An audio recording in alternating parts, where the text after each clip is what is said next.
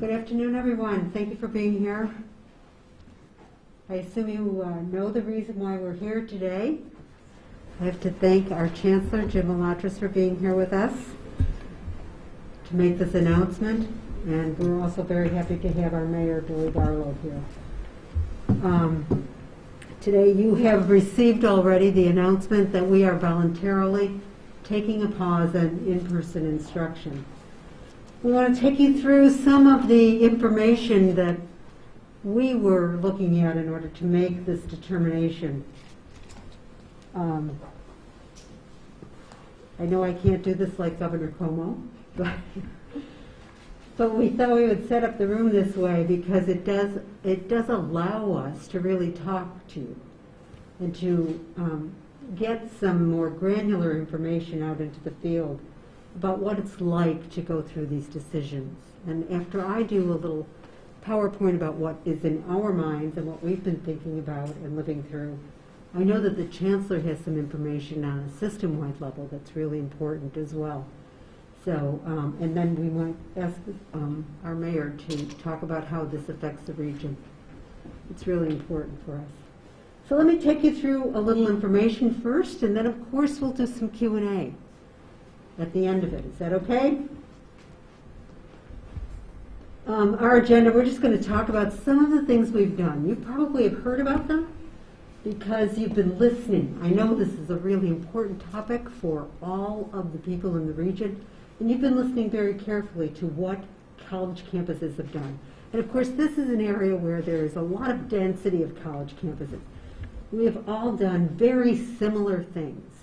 So I'm going to give you Oswego's version of what we did to prepare for our students to come back to campus, but you're, I know, going to know that this is very similar to what other campuses have done. And then I'm going to talk about something that's a little bit different for Oswego, is that we have gone really into testing for COVID-19 in a very big way, in a very different way than many other campuses have done. And then I want to talk to you a little bit about quarantine and isolation and what that means for a college campus and how we're handling it here, because that is an important aspect to this virus. So prior to arrival, we asked our students to self-quarantine. We asked them to take a pledge and tell us that they were self-quarantining. We asked them to do this because we knew we were going to test them upon arrival, and the tests would be more accurate if they had been quarantining before they came here. When they came in staggered amounts of students. So we brought in our first-year students, our new students, our freshmen, and our transfer students early, about 10 days early, and we staggered them over 3 or 4 days, and then we began to bring back our returning students, again over 3 or 4 days. So we had lots of days to work with to test our students. We were working with Upstate Medical University on their saliva tests, their pooled saliva tests, and we were one of the first institutions doing that. So we were really beta testing with them how that experience was going to go, and they were so helpful. They were on the ground with us. It was very much an iterative process. We really all learned a lot at that time, and we did get through all of our testing of our students at that time. And as you will see later on, the testing of almost 6,000 tests brought us the information that we had 3 individuals only at that time who were positive for COVID-19 out of our students. So as we, however, started to see over time, especially after Labor Day or approaching Labor Day, that the amount of virus on our campus was rising, we, as you know, over the last 2 weeks have changed the restrictions that we put on campus. We moved the dining facilities to only grab and go. No more in-facility dining. Residence hall restrictions about any kind of visitation were taken away. I mean, we did not allow for any kind of visitation, even student to student on our campus. So we really wanted to lessen the density on campus. As we had planned for campus, we had already done that. So we had reduced by 25% those individuals who lived in the residence halls. And you can see that by the numbers. The classroom buildings were also reduced in density and size. So this is a huge undertaking as we prepared for students to come back. Every classroom. It would be actually interesting for you to come back and take a tour someday. We took the Chancellor into a classroom today to show the plexiglass partition for faculty members, to show the distancing in a lab for students, and to make sure that we had very low density in the classrooms. So when you're planning for who's going to take these classes, it's important to then look at the difference year to year of how many students can take a class in one year when there is no COVID-19 and students who can take a class in the next year, as you can see there. It affected our course offerings, of course. Take a look at this. You can see that we have about a third of our classes on campus are face-to-face. About a third of our classes are hybrid or reduced.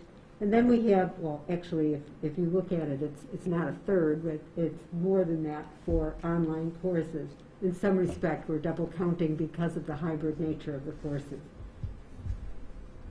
34% of our students, however, are taking online courses only.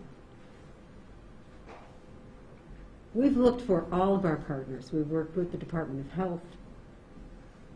We've tried social norming campaigns around campus. If you look at campus, we have all kinds of signs, digital signs, regular signs, kiosks around campus. We have campus visitor restrictions, as I've said. Every meeting has moved to a virtual environment. Sports has been all kinds of sports, both intramural and club sports, as well as intercollegiate sports, have been suspended. And all meetings and practices have been suspended. We are, aside from testing, we are also doing wastewater testing on our campus. And we are beginning to get the results of wastewater testing so that we can follow the load of COVID on our campus. And of course, we're doing baseline and surveillance testing still.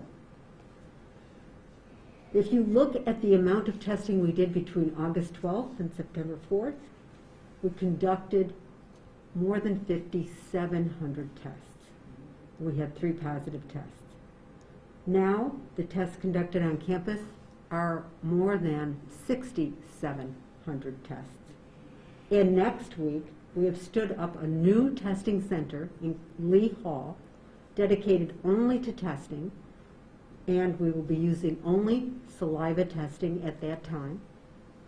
And we will be testing all of our students again in surveillance testing, and we will be testing employees as well, and that's faculty and staff throughout the campus.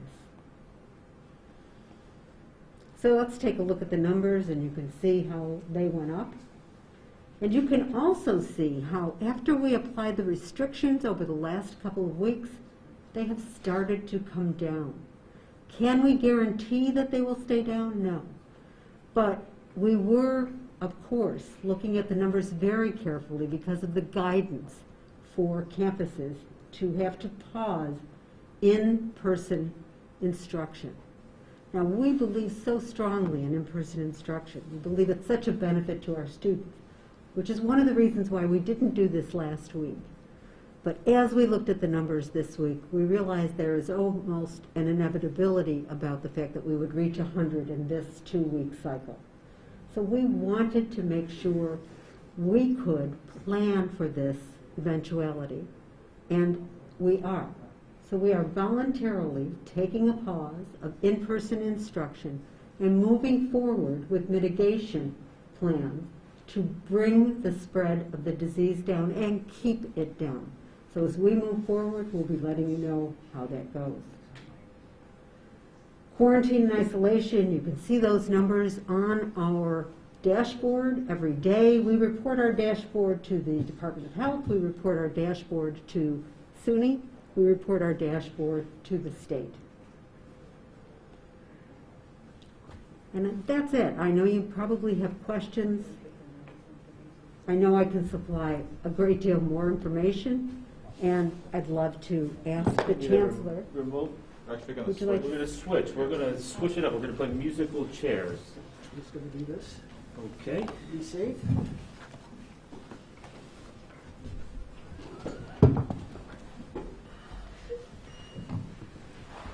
Thank you, President Stanley. I'd just like to thank President Stanley and her entire team. They have been working tirelessly. This isn't hyperbole when I say President Stanley is one of our best presidents that we have in the system. I am confident in what they are doing today. I am confident that we're going to get through the other side of these 2 weeks. The numbers are already trending in the right direction, so I just want to thank her personally for all of her help and effort through this process. President Stanley walked through the efforts, but I wanted to contextualize a little bit because I think it's important. Plus, I love a nice PowerPoint, and why not do a PowerPoint on a Friday afternoon? The thing to remember, and President Stanley mentioned this, and it's really important to reiterate this, the campus tested everyone prior to arriving. They did quarantine, and they did testing. The issue becomes there could still be issues once you get on campus, which is the case here today. So I know folks have been trying to draw parallels in other situations, but President Stanley and Oswego tested everyone. They're doing wastewater testing. They tested every student when they arrived. Of those tests, it was a really low positivity rate. 3 students out of 5,694 tests. That's a 0.1% positivity rate. That's very good. And those students then were isolated. Worked exactly as planned. Perfect execution of the plan. Unfortunately, and I came, I think, September 9th, and then we were here over this past weekend, we saw a trend. The numbers started going up. We had more occurrences of daily positive tests, even though people pre-tested and they mostly were negative. So we wanted to understand, and we began talking about why did that happen. What we found was, again, a small handful of individuals who weren't following the rules could quickly grow cases of COVID on a college campus. We hear about this nationally. It has happened in New York State, and it happens fast. We found off-campus parties. There were issues with athletics, Greek life, and in violation of isolation orders. And just so folks know what that is, you actually have COVID and you're violating your isolation order. I want to thank Mayor Barlow for all of his help and support of SUNY Oswego. He has been key to what we've been doing here, key to working with President Stanley and her team. It has been a joint effort.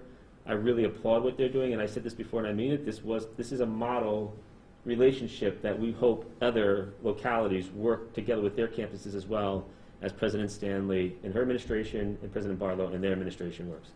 So because of this non-compliance, because of a small handful of individuals, you saw those cases increase. That's why, as President Stanley said on September 12th, the campus took additional efforts to mitigate the potential spread of the virus, even though we were under the threshold pursuant to New York State guidance. It's a testament to the leadership of this campus to say we have to do something here. We see the numbers going in one direction. We want to be extra cautious. And President Stanley mentioned those issues. They suspended Greek life. They suspended athletics and practices. They limited resident hall visitations.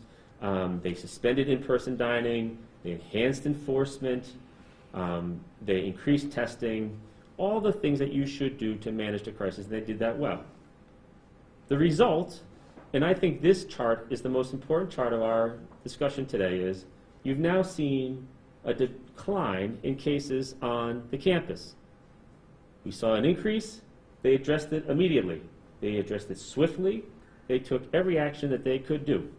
So you see a decline. I think these numbers will continue to decline. I think you're seeing more compliance among the entire college community, and that's great. And I think that is largely because of the partnership between the college and the city working together to ensure that everyone are following the rules. The issue, as President Stanley mentioned, though, is we're still within the 2-week period required by the Department of Health. And the rule is if you hit 100 cases within those 2 weeks, or 5% of the total people on campus, you have to take a 2-week pause. And I'll explain what that actually means because it gets confusing to people what the pause for 2 weeks really means. It's not a closure. Right now, SUNY Oswego is at 82. So we think just by numbers, they will likely hit 100, even though they're on the downward decline, which is where you want to be. President Stanley and her staff, in talking with me and our team, they had a lot of wisdom saying, let's do it now before we start a new academic week, so it's not as disruptive to our students, because ultimately we want to make sure our students are getting the best experience possible. There's planning, all of those things that have to happen. So therefore, they're taking, out of abundance of caution, they're still under the state threshold. They're going to take another action. This is what I want to go through, because this is really what the pause means under the New York State directive. There are really 4 main pieces that campuses have to do. The first piece is you have to convert all campus dining and food service options to takeout delivery. That's the first requirement under a pause. The second is you have to move your classes from in-person to delivery via remote learning, but you can continue to do clinical, laboratory, licensure, research, working with the local health department. So some of those activities can still continue, but most of the classes have to be removed to virtual or remote learning. The third piece is you have to suspend in-person athletics, extracurricular programs, non-essential services. But key medical services, counseling, and other things can continue on campus. And the fourth point, which is the most important point, because I think this gets at what President Stanley was saying, the guidance explicitly states all residential facilities must remain open. The point is, this is a pause. This isn't a closure. They do not want people to go home. Learning will still go on. Service, food will still be provided. Services on campus continue. So that's an important thing to note. And that is exactly what President Stanley and her team are doing today. But just to put a finer point on that, President Stanley mentioned it, but I think it's worth reiterating. Already, the campus, as of last weekend, began the conversion of all in-dining services to takeout and delivery. That's a requirement. They've already moved in that direction. They also already suspended in-person athletics, extracurricular programs, and those non-essential services. That has already happened as of last weekend. They kept all the residential facilities open. The only piece that was left was the in-person classes, which was already, remember, it's already in a hybrid form now. It's already being delivered differently than normal, but that today is the major change that President Stanley discussed with you all. And we feel, given the numbers, that that will be a 2-week pause, and we're confident that after those 2 weeks we will resume. But I want to reiterate, because they must remain open. The facilities must remain open pursuant to state guidance. Nobody goes home. We continue academic instruction. We continue to provide the services that campuses provide. We just have to do it in a more limited way to make sure that the virus is contained. We see by our numbers here that the virus is contained. The numbers are going the right direction. We're just close enough to that threshold where we're doing it at an abundance of caution, and to make sure that we can line up the time period that makes better sense for faculty and for students, so it's not so disruptive in the middle of a week if it does go above. So today's action is just temporary suspension of in-person classes for 14 days. They're starting on the 19th, but it's starting as of the 19th, but really classes wind up on Monday. They ramp up really on Monday. September 21st, really when it kicks in. Students are going to remain on campus during the 14-day period. And there's additional protocols like the President mentioned. There's going to be additional testing, screening, and enforcement. We want to contain this. So I think they have it well under hand here. I want to reiterate, I have total confidence as Chancellor of the State University of New York System in the SUNY Oswego campus community. I think they have done everything right. Their plan was a great plan. It is being executed well. When they see an issue, they address the issue immediately. They don't wait. They don't let it get out of hand. They have had 160 to 170 cases that's being managed over the time of this. You do see, though, how when certain individuals don't comply with the rules, how quickly this can spread. But the campus is flattening the curve. You heard that a lot over the course of these past months in New York State. Those charts that I showed you show that the curve is indeed flattening at SUNY Oswego. And we're hopeful that in-class instruction will resume October 5th, I believe. I might have my day off one day here. That's why I was a political science major and not a math major or anything like that. It's a Monday. It's a Monday. We'll do it on a Monday. That's easy for me to understand. If the virus is contained, I have full confidence that the virus is contained, and I have full confidence that every mitigation strategy that the college should have done, they did do, and they did it quickly. So I thank President Stanley. I thank this team. I look forward to working with them over the course of the next couple of weeks. I think this college remains a model about how you should address this crisis and how you should address this virus. And I look forward to our students thriving on campus for the remainder of the semester. So thank you. Barlow? I'd like to thank Chancellor Malatras and President Stanley for including me today and in the conversation from the beginning. From my perspective, I agree with Chancellor Malatras and President Stanley. SUNY Oswego has done everything right from the beginning, working with city government, developing their plan and preparing for the return of students on campus back in August to when we saw the first small spike in cases, expected spike in cases when students came back. It's been really impressive, and I appreciate their effort. As you saw the number of positive cases go up, the changes that they made in real time simultaneously as that was happening, suspending athletics and reducing Greek life. We've had our off-campus patrols going to mitigate off-campus activity. So, and I think it's working. You're seeing the numbers rebound where the curve is flattening.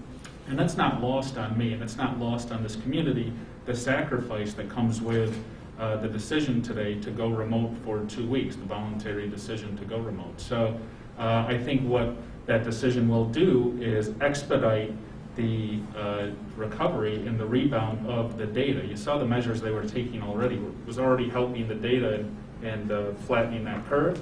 So I think their decision to go remote will just expedite that.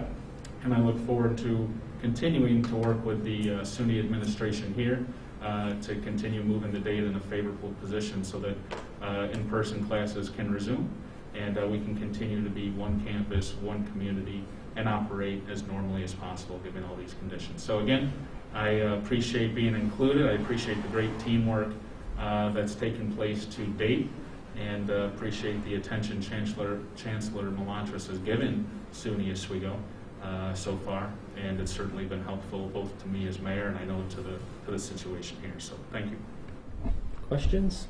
If you were able to go back and start the semester over again, knowing what you know now, what, if anything, would you do differently?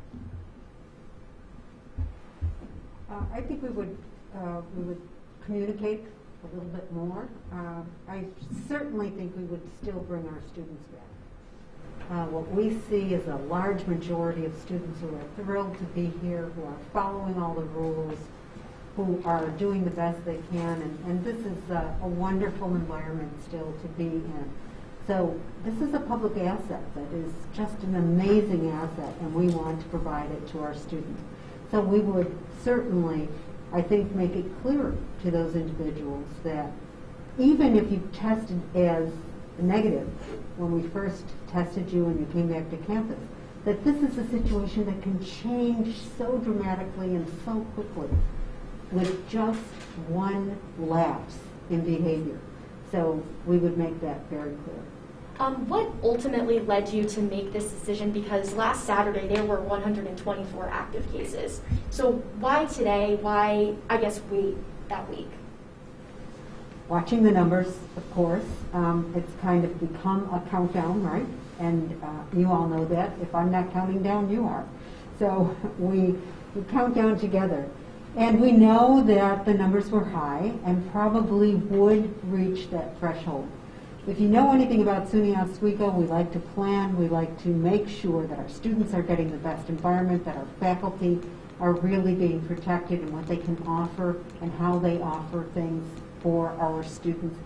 We want to know that we can gather the best information possible and make the most of it. So we want to accelerate the flattening of the curve, and we thought this was the best way possible. Giving this the best shot that we have is to go full bore with what the guidance has asked of us. I But wanna I think ask her but to the something. president's point, because I think it's important. Right now, being at 82, right, within the new 2-week period, it's at 82 cases.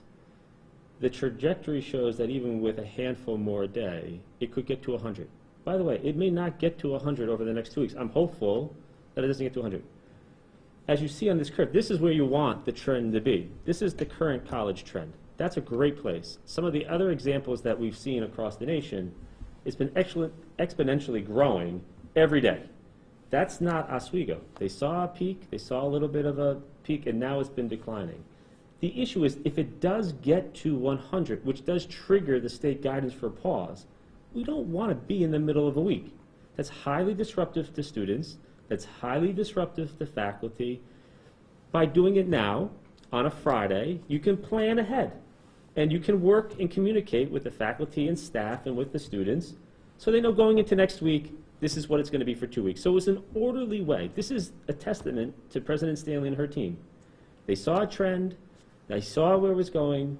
They took all those other actions last week because those were the things causing the problem, right? Why did we take the actions that they took last week? They took those actions because off-campus parties were a problem.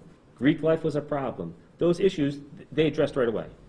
This is now a state requirement saying if you get to that number, you have to pause that last piece. They wanted to do it in the most orderly way that was the fairest to faculty and staff, and that's why they chose today. I think it's a smart way of doing this. I want to ask your thoughts on the 2-week set window to measure those cases. Do you see that being a loophole?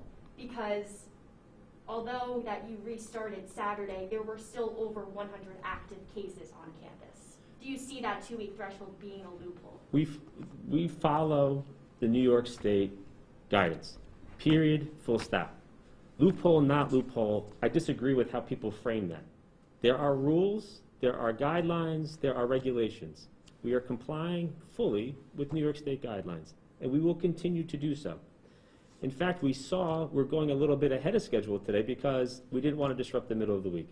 So all of our campuses have complied with the guidelines. They will continue to comply with the guidelines, but they're not going to also wait. The campuses have been managing their situations as they emerge. So as cases and problems emerge, they're taking immediate action before waiting for a guideline to kick into place as well. Next question. Chancellor, do you remember back in March, there was a couple of days that public schools all over the state were in a tight spot because they couldn't close by themselves without losing that $8 from the state. I saw, correct me if I'm wrong, I saw maybe there could be a parallel because it seemed like the state and the individual campuses were very resistant to go to distance learning. Is there any sort of funding component or reason that there was that resistance, or was there any resistance? I think, I don't remember March. I try to block March out of my mind because of the trauma that it was associated for so many people. I think changes in a schedule in any school is highly disruptive. And I think we're trying to avoid unnecessary disruptions. So again, the rule is the rule here today. We're doing it now as opposed to the middle of the week because we want to limit the disruption. So there's not a funding issue here. We're following the state guidance.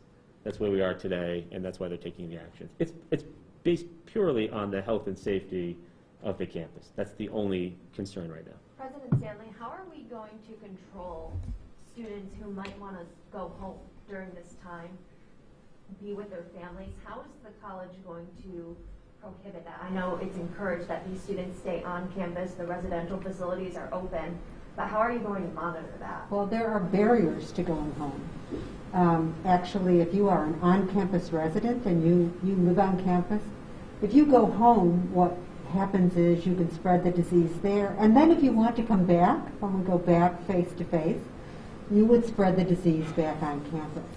We do not have the facilities nor the people to monitor every student who wants to go home to come back and quarantine for 2 weeks. That's not possible to do. And so we're asking people not to go home, and we're saying that if you do go home, you're not going to be allowed to come back to campus to live. Mayor, switching gears to you, is that a concern for you if these students don't comply and they're not going to be, abiding by this honesty policy, that is encouraged by the college? It's really not a major concern, and I'll tell you why. Because SUNY has done such a great job testing from the beginning of the semester, and that's really been the difference from a community perspective. At the beginning of the pandemic back in March, there wasn't a lot of testing, there was no tracing, and that's where a lot of the concern came from city residents.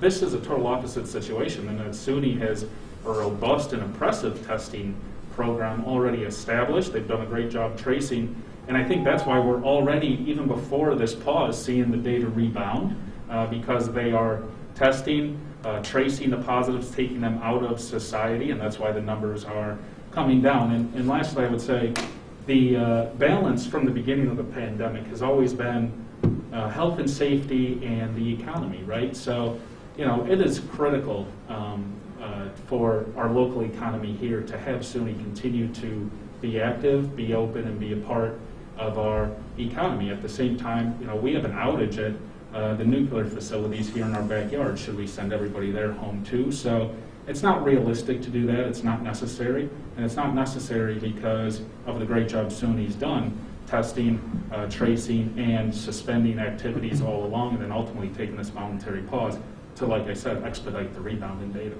President Stanley, how do you plan on enforcing, students that might leave? How do you plan on enforcing that if they want to come back? How do you know which students go home, which students don't, everything like that? Well, if they live on campus, they have a card access to their residence hall room, and we can find that out. They haven't used the card, and we can cut off access to that card. So that is one way.